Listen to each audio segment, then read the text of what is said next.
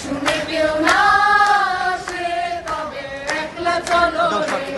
যদি কেউ কথা না কয়, ওরে ওরে ও ভাগা, কেউ কথা না কয়।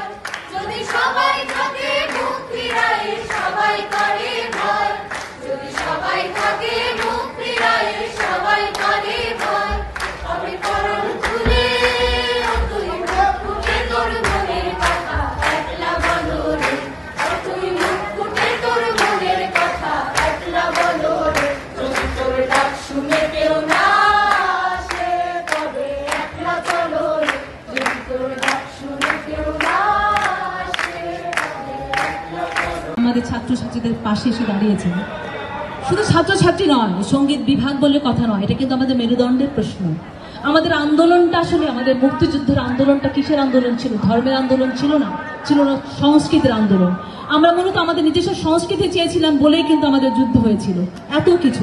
সেই সংস্কৃতিকে আবারও সম্মুখীন, আমাদের প্রশ্নের সম্মুখীন। ভাষা আন্দোলনে ভাষা কেন কেড়ে নিতে চেয়েছিলেন? যাতে আমরা বাংলা ভাষায় কথাটা বলতে না পারি, আমার দাবিগুলো যেন চাইতে না পারি। সেখানে সুর, ছোট ছোট শিশু মনে যদি সুর না বাজে, সে মন কোমল মতো হবে কি করে? কল্পনা প্রবণ হবে কি করে? সৃষ্টি কি করে করবে তারা?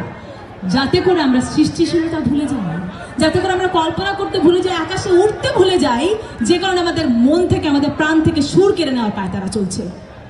সুতরাং এটা একটা সুদূর প্রসারী চক্রান্ত আমার কাছে মনে হয়। এই চক্রান্তকে প্রতিহত করতে হলে জোর দাবি দরকার, সকলের সমস্যা হবে। শুধু সঙ্গীত বিভাগের দাবি ওটা নয়, এটা বাঙালিত্বের দাবি, এটা আমাদের সকলের দাবি। সুর থাকবে প্রতিটি শিশু মনে পাখির মতো করে বুলবুল করে ওরা ওদের আপন মনে গেয়ে চলবে গান, সেখানে গান বন্ধ করে দেওয়ার পায় তারা। সুতরাং যে প্রেক্ষাপটে দাঁড়িয়ে